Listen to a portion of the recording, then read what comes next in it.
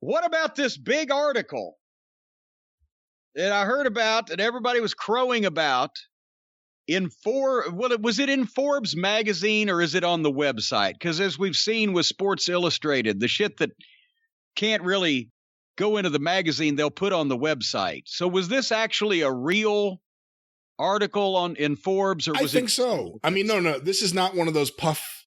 I mean, we can talk about it being a puff piece or not, but this is not one of those little Sports Illustrated things. This was professional photography. This was a photo shoot. This wasn't just an internet article. I don't even know Forbes, because I don't read Forbes. I think Steve Forbes is a schmuck. I don't read Forbes, but I'm guessing it's still a newsstand magazine. If it was there, I'm going to think it's on the newsstand mag. Well, I'll tell you what. If somebody was puffing something that wrote this article, but here's the thing, and we forget that in the Attitude Era, when everybody started covering wrestling and all the news outlets started covering wrestling, you forget it's the same thing as the TNT or the TBS or the Turner Network officials, the same thing in the 80s as now and 90s as now. None of these people know what a good wrestling program is or looks like. They just notice it when somebody starts talking about it and it gets a little bit of a buzz, whether good, bad, or indifferent. And then, and here's and because Tony Khan, let's face it, has a connection to real businesses that people at Forbes magazine would understand. His father's a billionaire. They own the Jaguars. They own the football team, the blah, blah, blah. So that's how these articles come up. And that's how these puff pieces, as they say, are written. And that's what hit me when I was reading it, is like the TNT executives, of course, they're going to be quoted as saying, oh, this is a great program. And wow, they're really doing it. But we heard the same thing in the 80s and 90s from the TBS people from when I was there. They don't know what a good program is. They're selling their shit. Obviously, they're not going to come out and say, well, yeah, boy, are we surprised that we got this shit show instead of, guys that look like wrestlers that we're used to. But none of these people can differentiate a good program from a bad program because they don't know anything about wrestling. And especially if these people now are in their 30s, they may not have ever seen good wrestling before. So every article on somebody that challenges Vince, the whole focus is, well, this is the latest guy and the newest guy, and boy, he might have a shot. And they act like that it was competitive because they even said that they won the ratings war on Wednesday nights and moved the WWE produced program to Tuesdays. Yeah, because of the hockey deal and all the other stuff. And besides the fact that it was the goddamn C show of the WWE. And if you don't know anything about wrestling or the wrestling business, you would think, just like I've seen articles on Herb Abrams. I've seen articles on TBS when they were challenging Vince in 1989. The shit would come out. The newest challengers to the king of wrestling. 1990, where they debuted El Gigante on CBS. That whole thing was a puff piece about how good WCW was doing. And it always works out the same way. In 5 or 10 years, they're doing another article on the next people to try to well, it may not be Vince in 10 years.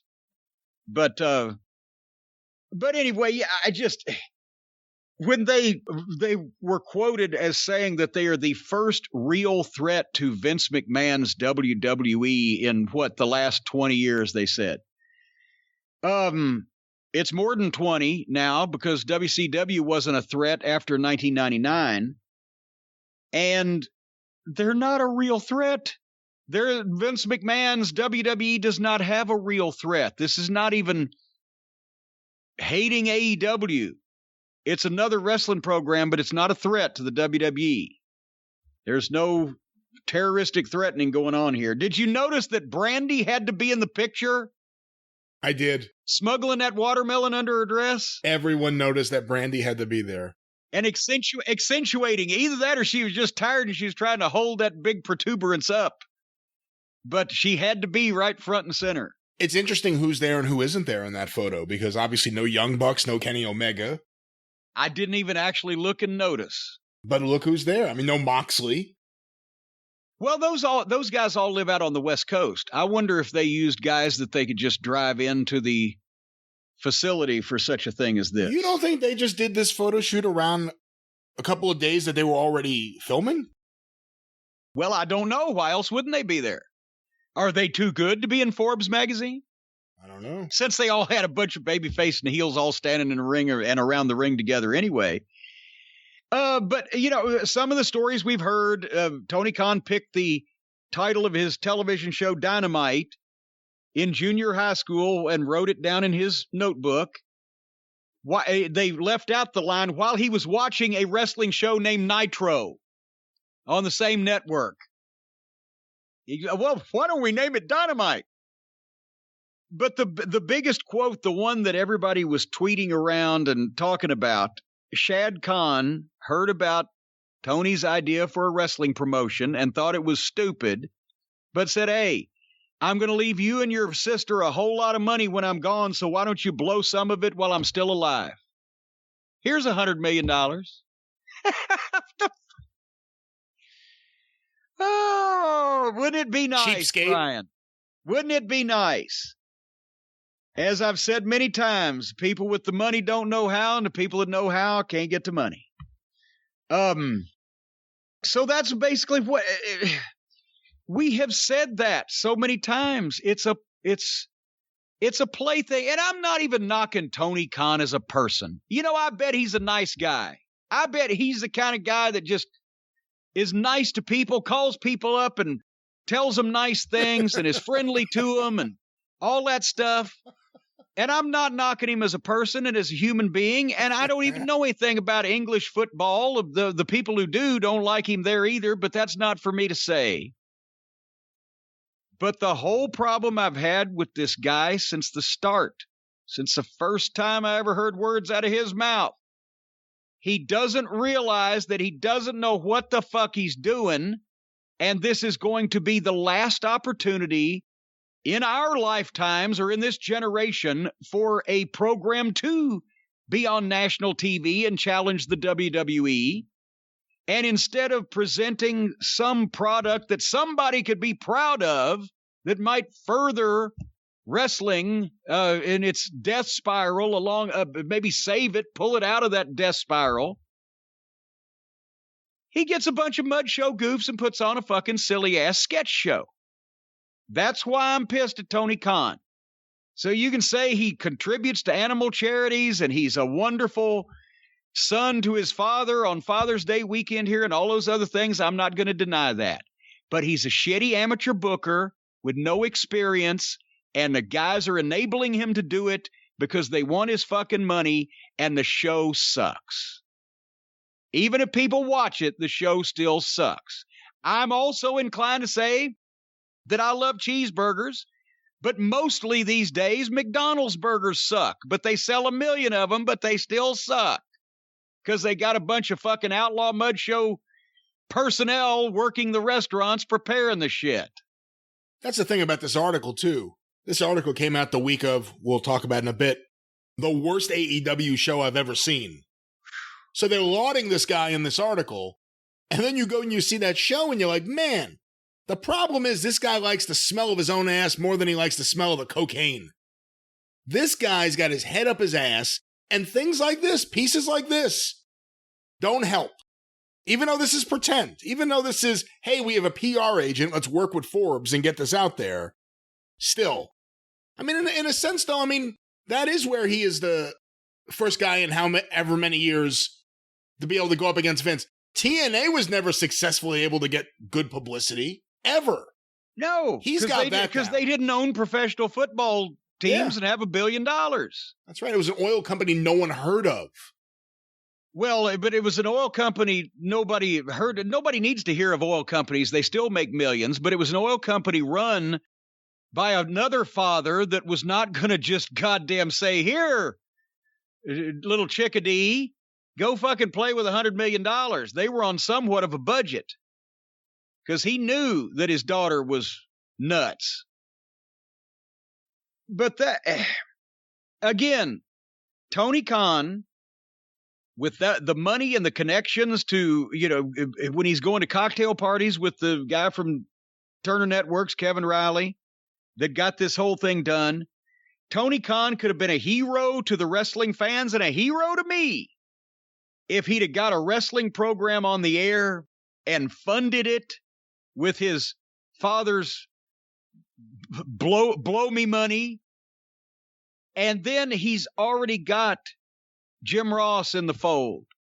He already had the opportunity to hire a number, and I'm not talking about myself because I wouldn't be going to goddamn, even pre-pandemic, going to Jacksonville, Florida, or anywhere else around the country on a regular basis. But guys that had experience in doing these things. JR headed the talent relations department for the single biggest wrestling promotion that's ever existed on the history of the fucking face of the earth. Find some people with experience. Find some people with, you've got the most experienced talent are the feckless, neutered managers that do nothing, say nothing, and make no difference, or the announcers on the YouTube shows. But he turned it all over to the Cucamonga Kids and Twinkle Toes and the rest of their play friends, and then he brings the actual talent and the legitimate names and the people with experience in to try to validate the fucking cosplayers. And you don't get a second chance to make a first impression, and they're not doing anything differently than they've done over the last 2 years in any major way to make a better impression.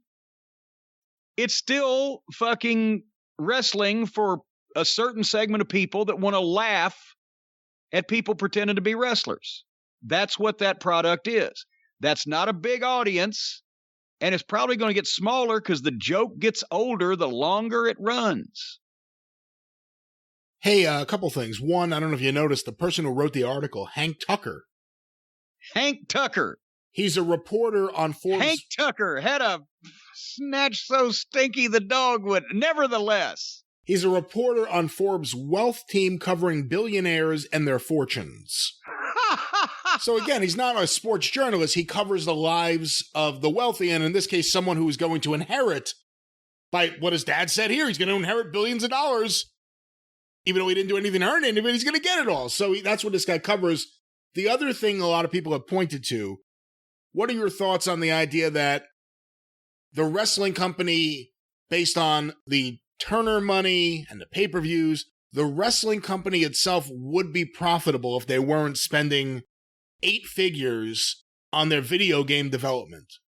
Well, actually, a lot of people that want to knock the company actually tweeted that out and everything. Well, look, they're in debt, 8 figures on a video game. That's actually probably the only decision they've made that I would agree with, because the only audience they have is a video game playing audience. That segment of society, that age of society, that's why all their matches look like a fucking video game. I've said this before. In the UFC, at least got it right. They make their video game moves look like the fights. But in this case, AEW makes their fights look like the fucking video game moves. So, yeah, I bet they'll make a fortune off of that. They'll probably sell 2 to every single person that watches that show, because that's the whole thing. It's a goddamn live action video game. It means nothing, makes no sense. It's just shit bouncing back and forth at a high rate of speed. You can't follow it. There's no logic to it. But it's a video game. So I agree with that investment that they made, because that's probably the one piece of merchandise they could make more money with than anything else. Having said that, Jesus Christ, they're still not profit. Even if they put 8 figures in a video game, with the money that, well, I've just answered my own question, formulating it in my head. I was going to say, with the money that the network's already paying them and et cetera, and look at their fucking talent roster, the people who should be the highest paid talent are the announcers and the managers. But then again, because they're actually names and have reputations and experience and talent at something, even if they're not allowed to do it. But I bet you, since I started hearing in MLW that guys were already getting ridiculous amounts of money from Tony Khan, I would say that probably most of the guys on the roster are making, because I've heard a couple say this, they're making 4 and 5 times what anybody else was paying them per match, or on a year contract. They just get a check in the mail every week, whether they work or not. So with that kind of insanity going on, yeah, I can see where they would have spent a lot of money, but oh my God, when you look at the figures that they say that the network is paying for the rights to that TV show, and then you look at that TV show, you go, my God, is this the producers? Are they taking this money to tank it on purpose? Because with that much money, you could go out and get some fucking talent. Jesus Christ, you don't have to fucking book Jelly Nutella out of a fucking meth trailer on the fucking Jersey Shore for 5 times more than anybody will pay him to do anything else. You could actually get legitimate wrestlers. I don't know. I agree. They should make a video game. And they should actually, all their matches are video games to begin with. Maybe they can save on the motion capture, and they can just say, here, just look at a videotape of one of our regular matches and just make the video game do that. But if somebody said, because the phrase $100 million was bandied about, that Shad Khan said, here, Tony, if you had $100 million, that's the fucking roster you would put together to show people on national television. Here, look at my wrestling company. I'm so proud of it. Every jack-legged indie goof reject that is friends with the Cucamonga Kids and Twinkle Toes, and every, bless them, wrestling school student, and everybody's got to start somewhere, but it shouldn't be on national TV, every wrestling school student that Cody produces. That's and every indie darling that has a joke gimmick.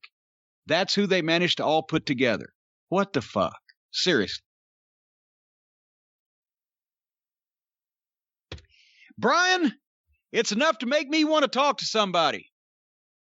Oh, I'm sure there's someone who would call your phone and you could answer it and you could talk to them anytime you want. Well, I don't answer my phone when people call me. I want to be the one.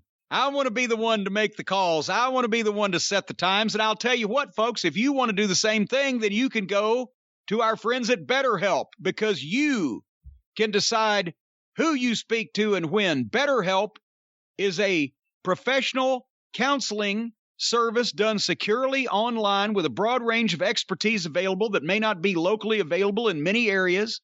It's, as I said, available worldwide, and you can log into your account anytime you want, send a message to your counselor. You get responses. You can schedule weekly video or phone sessions. You can schedule them so you don't have to sit in waiting rooms or have the phone ringing at a inopportune time. It's more affordable than traditional offline counseling. Financial aid is available.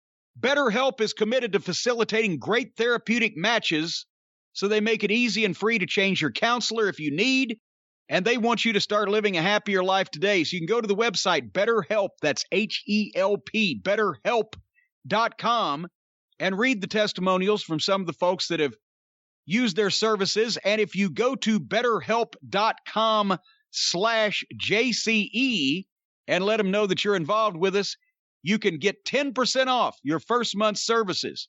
So join the over 1 million people taking charge of their mental health with the help of an experienced professional. Go to BetterHelp.com/JCE, 10% off your first month's services. Maybe the Forbes writer needs BetterHelp to counsel him on what constitutes a good quality pro wrestling program. I don't think the writer was the problem. The writer actually seemed to kind of get it, because he even pointed out, they've made $45 million from TNT, but that's just a rounding error to WWE, who's making all this money. Like, he did point out, even though That was a good line, but that's a rounding error compared to the gross of the WWE. But that's like the thing. You kind of need to like weigh that. You need to be able to say they are successful other than the video game. And again, if that thing hits and makes them a ton of money, then that's a big success. If that thing fails, that's a major albatross around their neck. But other than the video game, if you're saying based on pay-per-view and live gates whenever they can have them again and TNT, even with all those contracts, that they're somehow profitable, they're successful, but we can't pretend like they're competitive with WWE because they're just not. It's a different world. They're the biggest of the number twos. Yeah. Number two. Don't call Bono number two. He's always number one. According to the International Fecal Standards Committee in Zurich, Switzerland, well, they're the ones that weigh the turds. What the hell are you talking about? The International Fecal Standards and Measurements Company over in Zurich, Switzerland, they're the one that measure the weight and size of the various turds in Curricks. And for example, the one that Randy Marsh shit out. Oh, you're doing South Park. Okay. On South Park was like an 89 Katie Couric weight turd. So anyway,